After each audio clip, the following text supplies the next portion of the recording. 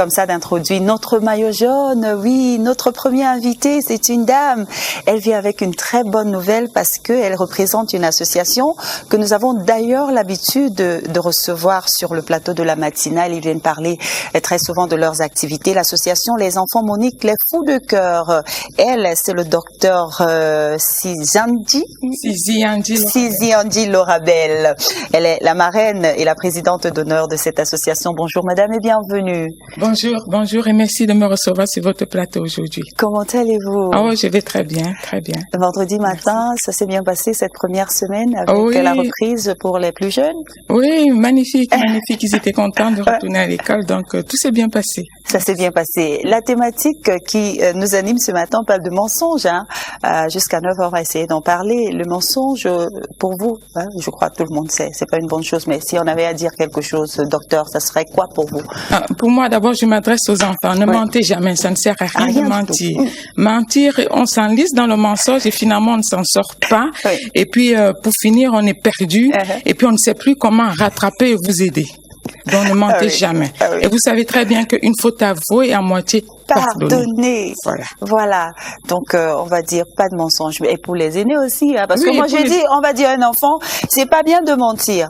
Et puis, moi, maman, je prends le téléphone parce que très souvent, ça commence avec le téléphone. On se dit, non, il y a une amie qui veut venir. Non, je vais dire que je suis pas là. Et l'enfant, il vous regarde, maman me dit de pas mentir. Maman, elle est à la maison et maman est en train de dire qu'elle n'est pas à la maison. Donc, nous aussi, on a servi d'exemple. Oui. Évidemment, nous aussi, on a servi d'exemple parce que quand tu te rends compte que ton ami te ment, c'est désagréable et puis c'est une trahison et puis tout de suite, on perd confiance. Ah oui. On perd confiance. Donc, non au mensonge. Ce qui vous amène sur le plateau de la matinale aujourd'hui, on va parler d'abord d'un bilan de ce qui s'est passé avec votre association. On sait qu'une délégation des membres de l'association Les Enfants Monique, les Fous de Cœur de Belgique et de France était au Cameroun. C'était pourquoi? Nous sommes venus pour plusieurs raisons. Dans un premier temps, nous sommes venus assouvir les besoins fondamentaux des enfants que nous venons en aide.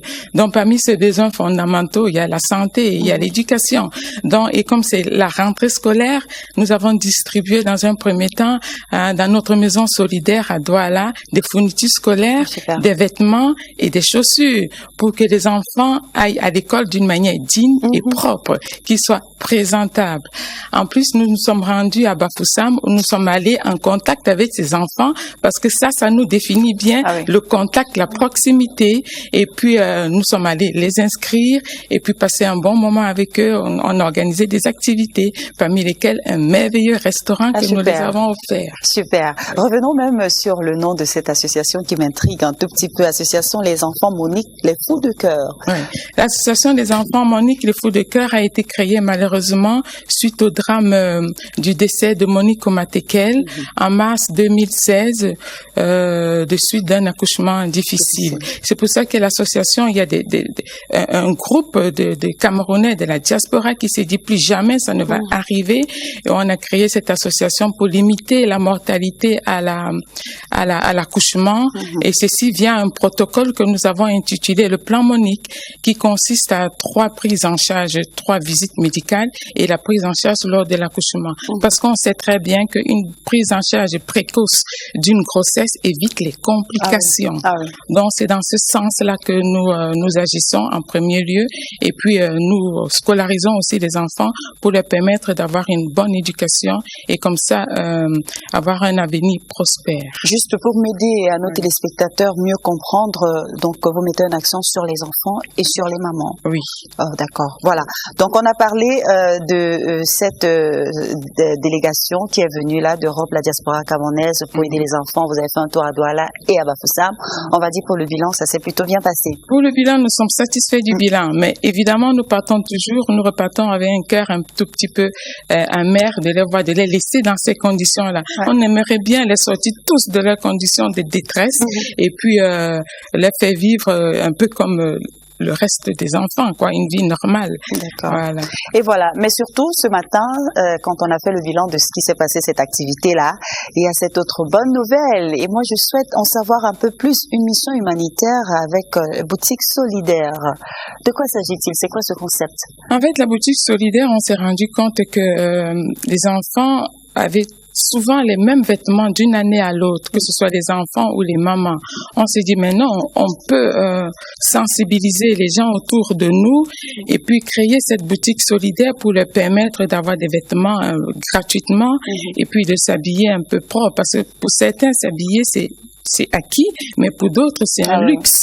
Donc, pour ces enfants-là, c'est un luxe. Ils sont contents de venir choisir de nouvelles chaussures et puis des vêtements et être propres et présentables. Vous avez dit choisir, c'est-à-dire c'est une boutique où on entre et puis on peut ressortir sans débourser un franc? Sans débourser un franc, totalement gratuit.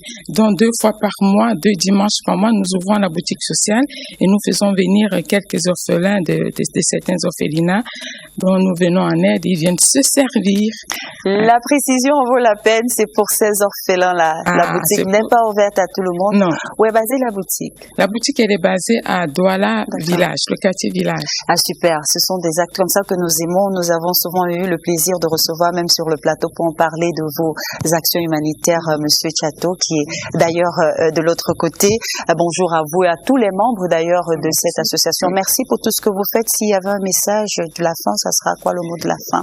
Si vous voulez sauver le maximum de vies, rejoignez-nous sur notre page Facebook, les Fous de Cœur, sur Instagram et aussi sur TikTok. D'accord. Donc ça ne concerne pas que la diaspora, même ceux qui sont au Cameroun peuvent se joindre à vous. Ça ne concerne pas que la diaspora, on a surtout besoin des gens du Cameroun. Parce que nos actions sont principalement ici au Cameroun et aussi dans certains pays en Afrique. En tout cas, merci pour tout ce que vous faites et bonne rentrée à tous ces enfants cette année. Je ne sais pas s'ils regardent, mais passez-leur le bonjour de la part de la CRTV. Merci. Merci d'être venu, vous restez avec nous. On va parler du Cameroun. Je suppose que vous êtes de Belgique ou bien de la France? Vous venez de Belgique, moi je viens de Belgique. De Belgique, le Cameroun. Vous savez, depuis quelque temps, on vante notre pays. Et c'est tout le monde qui veut venir. On nous appelle d'ailleurs le continent. On sait pourquoi. Mais maintenant, tout le monde veut venir voir ce pays, ce Cameroun. Quand vous parlez du Cameroun à l'extérieur, qu'est-ce que vous vantez le plus? Le domaine culinaire. Oui. C'est vrai que nous sommes bénis, nous sommes gâtés par la nature. Nous sommes gâtés, nous avons des variétés par rapport à certains pays africains. Nous, on mange bien au Cameroun. On mange bien. Et puis la richesse aussi de nos terres. Ici, on a beaucoup de choses, on a des richesses naturelles. Voilà. Et puis, c'est surtout dans ces 2 domaines-là que je vante le Cameroun. Et notre hospitalité aussi, parce que vraiment, je crois que les Camerounais accueillent très bien les autres, les étrangers quand ils arrivent. Bon, ce matin, notre découverte, on va redécouvrir